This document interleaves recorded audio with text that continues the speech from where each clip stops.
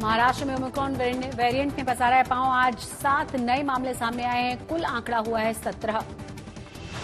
मुंबई से सामने आए ओमिक्रॉन के 3 नए मामले। पिंपरी चिंचवाड़ से 4 मरीज सामने आए। संक्रमितों में एक 3.5 साल का बच्चा भी। मुंबई में 24 घंटे में दर्ज हुए कोरोना के 192 नए मामले, 1 की मौत। मुंबई की मेयर को चिट्ठी भेजकर दी गई जान से मारने की धमकी। मेयर ने लिखवाई है रिपोर्ट। जांच के लिए निकली पुलिस टीम। मेयर किशोरी पेडनेकर के खिलाफ आपत्तिजनक भाषा का इस्तेमाल करने के मामले में बीजेपी नेता आशीष शेलार गिरफ्तार, बेल पर छोड़े गए। विधानसभा चुनाव से पहले गोवा पहुंची प्रियंका गांधी। आदिवासी महिलाओं के साथ किया डांस। गोवा में प्रियंका गांधी ने जाना आदिवासी महिलाओं का हालचाल। एक बुजुर्ग महिला को गले लगाया। गोवा में प्रियंका गांधी ने प्रमोद सावंत सरकार को घेरा। बोली, लोगों का शोषण कर रही है बीजेपी।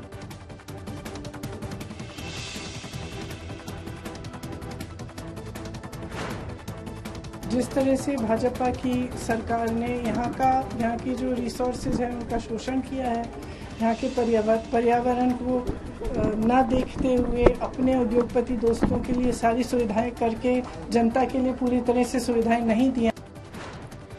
गोवा में प्रियंका के डांस पर बीजेपी का वार। अमित मालवीय का ट्वीट, जब देश शोक मना रहा था कांग्रेस की नेता नाच रही थी।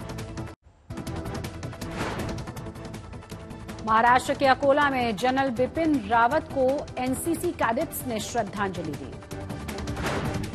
पूर्व क्रिकेटर विनोद कांबली बने साइबर क्रिमिनल्स का शिकार। केवाईसी अपडेट करवाने के बहाने भेजे लिंक के जरिए पार किए कांबली के अकाउंट से पैसे।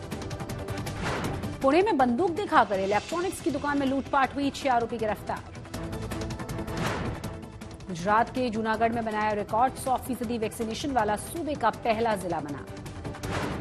खत्म हुआ विकी कौशल और कटरीना की शादी का समारोह। शादी में शिरकत नहीं करने वाली हस्तियों को विकी कौशल और कटरीना ने भेजा है गिफ्ट पैक, साथ में संदेश भी लिखा। मुकेश अंबानी के पोते के बर्थडे के मौके पर जामनगर आएंगे तमाम लोग। अनिल और टीना अंबानी भी पहुंचे। कई क्रिकेटर्स भी पहुंचे हैं जामनगर। अंबानी के पोते के बर्थडे पार्टी में परफॉर्म करेंगे सिंगर अरिजीत सिंह। जामनगर पहुंचे। शिरडी के साईं बाबा मंदिर में करीब 8 महीनों के बाद शुरू हुआ लड्डू प्रसाद का वितरण। पहले दिन श्रद्धालुओं को मिले हैं 11,000 पैकेट। बीस अंकों की गिरावट के साथ 58,786 पर बंद हुआ सेंसेक्स। निफ्टी 5 अंकों की मामूली सी गिरावट के साथ 17,511 पर बंद हुआ। कोविड-19 के दौरान शेयर बाजार में लिस्टेड टॉप 500 कंपनियों की पूंजी 67% बढ़ी है। कुल 90 लाख करोड़ रुपए की बढ़ोतरी। आरबीआई ने पेटीएम पेमेंट्स बैंक को दिया है शेड्यूल बैंक का दर्जा। अपने ग्राहकों को सामान्य बैंकों की तरह सुविधाएं देने का मौका मिलेगा। टॉप अप होम लोन के लिए एसबीआई ने किया है सस्ती ब्याज दरों का ऐलान। मौजूदा ग्राहकों को प्रोसेसिंग फीस से भी मिलेगा छुटकारा। रियल एस्टेट सेक्टर के लिए गुड न्यूज ला सकता है अगला साल। नाइट फ्रैंक की रिपोर्ट में 2022 में घरों की कीमतों में 5% बढ़ोतरी का अनुमान।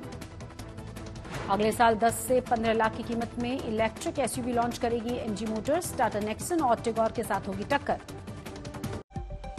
नमस्कार, आप देख रहे हैं आज तक और आपके साथ मैं हूं शशि तुषार शर्मा। महाराष्ट्र में आज ओमिक्रॉन के नए 7 केसेस सामने आए हैं, जिनमें से एक 3.5 साल का बच्चा भी है।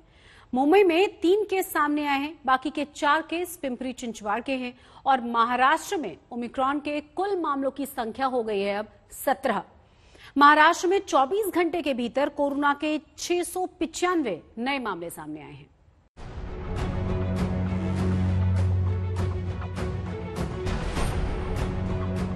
महाराष्ट्र में ओमिक्रॉन वेरिएंट तेजी से पैर पसार रहा है। आज मुंबई में ओमिक्रॉन के 3 नए मामले और मिले हैं। पहले के 2 मामलों को मिलाकर अब मुंबई में कुल 5 केस हो गए हैं, जिनमें से एक मरीज नेगेटिव भी हो चुका है। आज जो मामले आए हैं उनकी बात करें तो तीनों मरीज पुरुष हैं। इनमें से एक तंजानिया से, एक यूके से और एक साउथ अफ्रीका से लौटा है। फिलहाल तीनों मरीजों को बीएमसी ने 7 हिल्स अस्पताल में भर्ती करा दिया है। इनमें से एक मरीज धारावी का रहने वाला है। आज महाराष्ट्र के पिंपरी चिंचवड़ में ओमिक्रॉन के 4 मरीज मिले हैं। ये लोग विदेश से नहीं लौटे हैं, बल्कि नाइजीरिया से आई एनआरआई महिला के संपर्क में आकर संक्रमित हुए हैं। इनमें से एक मरीज 3.5 साल का बच्चा है और एक मरीज को हल्के लक्षण हैं। कुल मिलाकर महाराष्ट्र में अब ओमिक्रॉन वेरिएंट के 17 मरीज हो गए हैं। पुणे जिले में पहले ही 7 मरीज थे। आज जो मरीज मिले हैं उन्हें जोड़कर 11 मरीज हो गए हैं। महाराष्ट्र के पुणे में ओमिक्रॉन के सबसे ज्यादा मरीज हैं, पर राहत की बात ये भी है कि पुणे कुछ उन चुनिंदा शहरों में है जहां 100% आबादी को कोरोना की पहली वैक्सीन लग चुकी है। यहाँ 90% को दूसरी डोज भी लग चुकी है। बचे हुए लोगों को भी वैक्सीन लग जाए, इसके लिए प्रशासन ने यहाँ वैक्सीन की प्रक्रिया और तेज कर दी है। ओमिक्रॉन के संक्रमण के बाद से भी लोग थोड़ा जागरूक हुए हैं। पिछले कुछ दिनों में वैक्सीन के लिए आने वाले लोगों की संख्या भी बढ़ी है। ओमिक्रॉन का जो वायरस का जो डर लोगों के दिल में था, वो उसकी कुछ जरूरत नहीं है कि उसका इतना घबराने की जरूरत नहीं है। वैक्सीनेशन ये एक ही इलाज है। मैं हर लोगों को एक आह्वान करना चाहता हूं कि वैक्सीनेशन ये बहुत अच्छा है कोरोना के अगेंस्ट लड़ने के लिए। महाराष्ट्र में ओमिक्रॉन के मरीजों की संख्या बढ़ रही है। ऐसे में बीएमसी ने भी वैक्सीनेशन को रफ्तार देने के लिए अपनी कमर कस ली है। बीएमसी वैक्सीन लगाने के लिए मुंबई के अलग अलग इलाकों में एक मोबाइल वैन लेकर जा रही है, ताकि वो लोग जो किसी वजह से वैक्सीन लगवाने नहीं जा पा रहे हैं, वो आकर वैक्सीन लगवा लें। मुंबई से मुस्तफा शेख और पुणे से पंकज खेलकर के साथ आज तक ब्यूरो। और अब खबर कोरोना वैक्सीन के बूस्टर डोज को लेकर चल रही बहस पर। आज सरकार ने बूस्टर डोज को लेकर कोई भरोसा तो नहीं दिया है, लेकिन ये जरूर कहा है कि एक्सपर्ट कमेटी इस पर विचार कर रही है। भारत में बूस्टर डोज पर उधेड़बुन ही चल रही है, जबकि WHO ने कम से कम एक खास वर्ग के लिए बूस्टर डोज लगाने की सलाह दे दी है।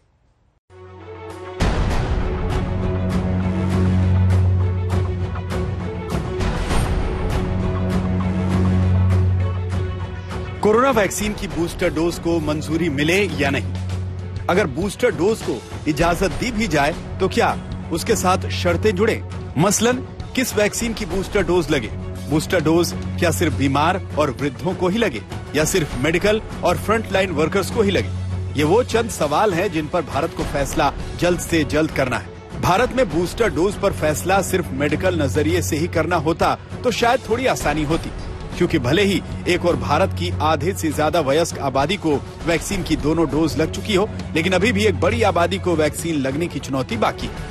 टीकाकरण पर नेशनल टेक्निकल एडवाइजरी ग्रुप यानी NTAGI को बूस्टर डोज पर नीति तय करनी है, लेकिन NTAGI इस पर कोई सिफारिश करे उससे पहले सरकार पत्ते खोलना नहीं चाहती। रेगुलर मॉर्निंग 9:30 को एक्सपर्ट ग्रुप, देश में जो ख्यातनाम हमारे साइंटिस्ट लोग हैं, वो उसमें एक्सपर्ट लोग हर सुबह इस विषय पर डिस्कशन करते हैं, बातचीत करते हैं और दुनिया में क्या हो रहा है, जहां ओमिक्रॉन वेरिएंट वायरस ज़्यादा है वहां हॉस्पिटलाइजेशन कैसा है और जगह पे कैसा है, इंडिया में उसके ऊपर नज़र रखी जा रही है, लेबोरेटरी में उसको ग्रो किया जा रहा है और उसके ऊपर इफेक्ट क्या हुई है वो चेक कर रहे हैं सारी दुनिया। आज उसके पर ओमिक्रॉन पर अध्ययन कर रही है और अध्ययन के आधार पर एक्सपर्ट लोग अपना ओपिनियन देंगे। बूस्टर डोज को लेकर भारत का सस्पेंस कायम है, लेकिन WHO ने एक तरह से बूस्टर डोज पर अपनी सहमति दे दी है। WHO ने साफ कहा है कि जिनकी प्रतिरोधक क्षमता कमजोर है, यानी जिन्हें स्वास्थ्य संबंधी समस्याएं हैं या जिन्हें इनएक्टिवेटेड वैक्सीन लगवाई गई हैं, उन्हें बूस्टर डोज दी जानी चाहिए।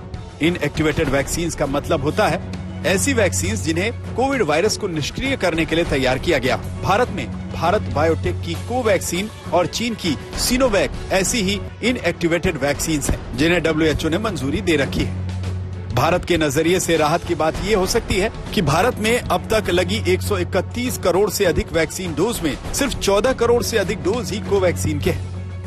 लेकिन जब भारत समेत 57 देशों में फैल चुके ओमिक्रॉन वेरिएंट के खतरे का अंदेशा बरकरार है, तब बूस्टर डोज पर जल्द फैसला लेने की जरूरत है। और WHO ओमिक्रॉन के मद्देनजर देशों को अपनी वैक्सीन नीतियां तैयार करने के लिए आगाह भी कर रहा है। कुछ पश्चिमी देशों में बूस्टर डोज लगाया जाना शुरू हो गया है। भारत की तुलना उन देशों से नहीं हो सकती, लेकिन मौजूदा कोरोना चुनौतियों के मद्देनजर सरकार को बूस्टर डोज पर उचित रणनीति तो जल्द से जल्द अपनानी ही पड़ेगी। आज तक ब्यूरो। मुंबई की मेयर किशोरी पेडनेकर को जान से मारने की धमकी भरी चिट्ठी मिली है, जिसमें लिखा गया है कि अगर दादा से पंगा लिया तो अंजाम भुगतना पड़ेगा। मेयर के मुताबिक पत्र की भाषा बेहद अश्लील है, जिसे पढ़कर सुनाया भी नहीं जा सकता। दूसरी तरफ मेयर के खिलाफ कथित रूप से आपत्तिजनक बयान देने के मामले में बीजेपी नेता आशीष शेलार को आज मुंबई पुलिस ने गिरफ्तार किया और जमानत पर छोड़ दिया। एक महिलाओं को आप पूछते हैं, हमारे मराठी में निजला, ये बहुत ही एकदम गलत वर्ड है। एक महिला को आप नहीं पूछ सकते किधर सोइए, किधर निजलिए, ये नहीं पूछ सकते। वो होने के बाद किसी ने तो, अभी कौन है पता नहीं, लेकिन उनको लगता है इतने बड़े बड़े नेता कुछ भी बोल सकते, तो हमने लिखा तो क्या फर्क पड़ता है। मुंबई की मेयर किशोरी पेडनेकर जिस बड़े नेता की तरफ इशारा कर रही हैं, वो बीजेपी नेता आशीष शेलार हैं। हाल ही में मुंबई के नायर अस्पताल में एक आग हादसे के 3 घायलों की मौत हो गई।